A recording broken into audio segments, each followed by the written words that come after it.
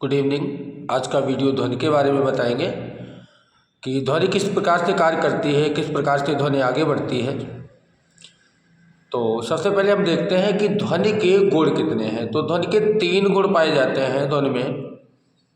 एक होता है तीव्रता, जिसको प्रबलता भी कहते हैं। दूसरा होता है तारत्व, तीसरा होता है गुणता। तीव्रता का मतलब ये होता है या प्रबलता का मतलब ये होता है कि ध्वनि कितनी तेज है। जिसकी आवाज़ जितनी ज़्यादा तेज है उसमें प्रबलता उतनी ज़्यादा है, और जिसकी आवाज़ जितनी कम है उसमें प्रबलता उतनी ही कम है या उतना तीव्रता उतने कम है। अगर प्रश्न ये आए कि हाथी की आवाज़ और बिल्ली की आवाज़ में प्रबलता या तीव्रता किसमें ज़्यादा है, तो हाथी की आवाज़ में तीव्रता ज़्यादा है और बिल्ली की आवाज़ में तीव्रता कम है। मतलब किसी की आवाज़ का तेज होना, उसमें तीव्रता है, उसी को प्रबलता कहते हैं। तो ये ध्वनि का पहला गुण है। ध्वनि का जो दूसरा गुण होता है उसको कहते हैं तारत्व। कोई ध्वनि पतली है या मोटी है, इसको तारत्व कहते हैं। जिसकी ध्वनि जितनी ज़्यादा पतली होती है उसमें तारत्व उतना ही ज़्यादा होता है, और जिसकी ध्वनि जितनी ज़्यादा मोटी होती है उसमें तारत्व उतना ही कम होता है। अगर फिर से हाथी और बिल्ली की आवाज़ में तुलना करें तो आप देखेंगे हाथी की आवाज़ मोटी होती है, इसका मतलब हाथी की आवाज़ में तारत्व कम है। बिल्ली की आवाज़ पतली होती है, इसका मतलब ये है कि बिल्ली की आवाज़ में तारत्व ज़्यादा है। स्त्री और पुरुष की आवाज़ की अगर बात करें तो स्त्री की आवाज़ में तारत्व अधिक है, पुरुष की आवाज़ में तारत्व कम है। पुरुष और बच्चे की आवाज़ की अगर बात करें तो बच्चे की आवाज़ पतली है, तारत्व ज़्यादा है, और आदमी की आवाज़, पुरुष की आवाज़ जो है वो मोटी है, इसका मतलब तारत्व कम है। तो हम ऐसे पता चलता है कि किसमें तारत्व कम है, किसमें तारत्व ज़्यादा है। अगर हम हाथी और मच्छर की आवाज़ की बात करें तो मच्छर की आवाज़ में तारत्व अधिक है क्योंकि वो पतलापन ज़्यादा है, इसको कहते हैं तारत्व। ध्वनि का जो तीसरा गुण है उसको कहते हैं गुणता। तीसरे गुण के कारण ही ध्वनि को अलग अलग पहचाना जाता है कि ये बिल्ली की आवाज़ है, ये शेर की आवाज़ है, ये मनुष्य की आवाज़ है। और मनुष्य में भी कौन मनुष्य बोल रहा है, कोई भी अगर हमसे फ़ोन से बात करता है तो मोस्टली हम लोग पहचान जाते हैं कि सामने से कौन बोल रहा है। अगर हमने पहले से आवाज़ सुनी है तो ये गुणता कहते हैं। प्रत्येक की आवाज़ का अलग अलग गुण होता है, प्रत्येक की आवाज़ को बोलने का तरीका अलग होता है, उसकी आवाज़ अलग तरह से की होती है। तो ये इसके गुणता है जिसके द्वारा हम पहचान सकते हैं। तो ये ध्वनि के 3 गुण हो गए, तारत्व, प्रबलता और गुणता। ध्वनि को 3 अलग अलग तरीके से बांटा गया। श्रव्य ध्वनियाँ, अपश्रव्य ध्वनियाँ और पराश्रव्य ध्वनियाँ। श्रव्य ध्वनियाँ वे ध्वनि हैं जो मनुष्य सुन सकता है। मनुष्य की कान के अंदर जो बाहर का कार्ड है, इसके अंदर डायफ्राम लगा होता है, उस पर जो ध्वनि कंपन करती है उसको कहते हैं श्रव्य ध्वनि। ध्वनि को नापने का जो मात्रक है वो हर्ट्ज है। तो 20 हर्ट्ज से लेके 20,000 हर्ट्ज तक की मनुष्य ध्वनि सुन सकता है, इसको कहते हैं श्रव्य ध्वनि। 20 हर्ट्ज से लेके 20,000 हर्ट्ज तक, मतलब मनुष्य के कान के डायफ्राम पे संवेदना उत्पन्न होगी 20 हर्ट्ज से 20,000 के बीच में। 20 हर्ट्ज से जो कम वाली ध्वनि है ये मनुष्य नहीं सुन पाता है, इसको कहते हैं अपश्रव्य ध्वनियाँ। 20 हर्ट्ज से कम की ध्वनि अपश्रव्य होती है, इसे मनुष्य नहीं सुन सकता है। 20,000 हर्ट्ज से ऊपर की जो ध्वनि होती है उसको पराश्रव्य ध्वनि कहते हैं। पराश्रव्य ध्वनि की आवृत्ति 20,000 हर्ट्ज से ऊपर है, और इसको भी मनुष्य नहीं सुन पाता। इस ध्वनि को कुत्ता, बिल्ली, चमगादड़ आदि कुछ जानवर सुन लेते हैं। इसमें चमगादड़ एक ऐसा जानवर है जो पराश्रव्य ध्वनि ही उत्पन्न करता है, और उसी के सहारे रात में अंधेरे में भी चलता रहता है। अपनी ध्वनि के द्वारा वो जान लेता है कि जैसे उसकी ध्वनि गई किसी में टकरा के लौटी, प्रतिध्वनि हुई, टकराना, ध्वनि का टकराना। तो जब ध्वनि टकरा के लौटेगी तो उसको सुनाई पड़ती है। तो जैसे जैसे वो आगे बढ़ता जा रहा है, ध्वनि अगर तेज तेज सुनाई पड़ने लगती है तो उसको लगने लगता है कि बहुत हम नज़दीक पहुंच गए किसी चीज़ के, वहीं से वो मुड़ जाता है। तो इस तरह से चमगादड़ रात में उड़ता है प्रतिध्वनि के कारण, पराश्रव्य ध्वनि के कारण। ये ध्वनि का दूसरा गुण था। जब हम बांटेंगे इसको ध्वनि के प्रकार के आधार पे, तो इस तरह से ध्वनि 3 प्रकार की है, ध्वनि के जो गुण थे वो भी 3 प्रकार के हैं। अब बात करते हैं प्रतिध्वनि की। प्रतिध्वनि क्या है? प्रतिध्वनि का मतलब होता है आपके द्वारा की गई आवाज़ दोबारा से आपको ही सुनाई पड़े, इस ध्वनि को कहते हैं प्रतिध्वनि।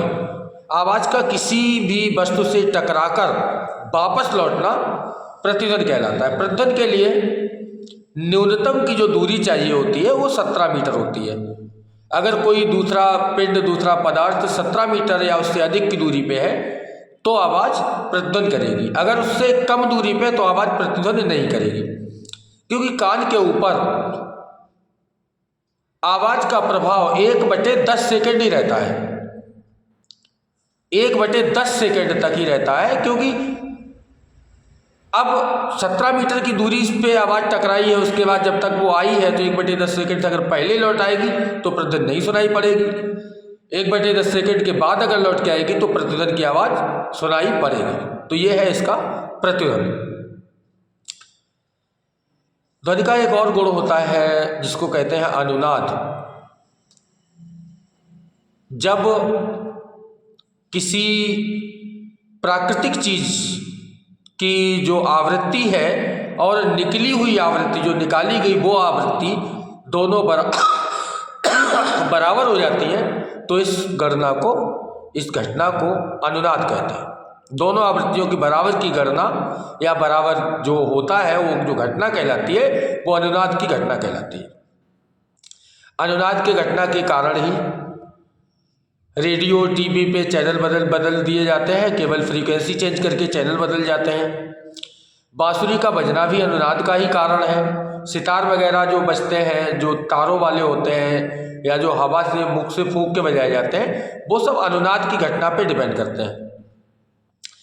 आर्मी जब कदम चाल चलती हुई पुल से गुजरती है तो आर्मी की कदम चाल पुल पे जाके तोड़नी पड़ती है अनुनाद के कारण, क्योंकि कदम चाल जो पुल की आवृत्ति, पुल की स्वाभाविक आवृत्ति और आर्मी के कदम की आवृत्ति अगर एक जैसी हो जाएगी, बराबर हो जाएगी, तो आवृत्ति इतनी अधिक हो जाएगी अनुनाद की घटना के कारण कि वो पुल टूटने की संभावना हो जाएगी।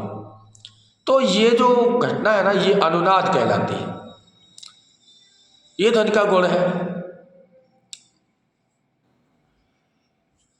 पराश्रव्य ध्वनि को उत्पन्न जो किया जाता है वो एक सीटी होती है, गाल्टर सीटी, उसके द्वारा भी उत्पन्न किया जा सकता है। वैसे जो चमगादड़ होते हैं वो पराश्रव्य ध्वनियाँ उत्पन्न करते हैं। पराश्रव्य ध्वनि से कुछ काम किए जाते हैं। महंगे कपड़ों की धुलाई, ड्राई क्लीनिंग भी पराश्रव्य ध्वनियों से होती है। महंगी घड़ियाँ हैं, उनकी सफाई पराश्रव्य ध्वनियों से होती है। चिमनियाँ वगैरह जिनमें आदमी अंदर नहीं घुस सकता है, उसकी सफाई पराश्रव्य ध्वनि के द्वारा की जाती है। तो ये पराश्रव्य ध्वनि के कुछ कार्य भी हैं।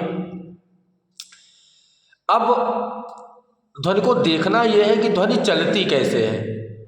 तो ध्वनि को चलने के लिए कोई ना कोई माध्यम चाहिए। बिना माध्यम के ध्वनि आगे नहीं बढ़ सकती। अगर कहीं निर्वात है तो ध्वनि आगे नहीं बढ़ेगी।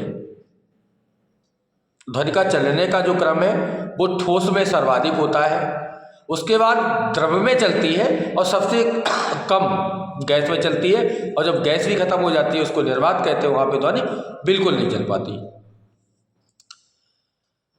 कभी अगर कहीं दूर से ट्रेन आ रही है और उसकी आवाज़ नहीं सुनाई दे रही है तो अगर उसकी पटरी पे कान लगाओ तो आपको पटरी में ट्रेन की आवाज़ सुनाई देती है। क्यों? उसका कारण ये होता है कि ट्रेन जो पटरी लोहे की होती है तो उस लोहे में तेज़ी से आ जाती है वायु की अपेक्षा, क्योंकि जो स्टील में चाल है, इस्पात में चाल है, वो 5600 मीटर पर सेकंड चाल है ध्वनि की, और एक वायु में जो ध्वनि की चाल है वो 332 मीटर पर सेकंड की चाल है।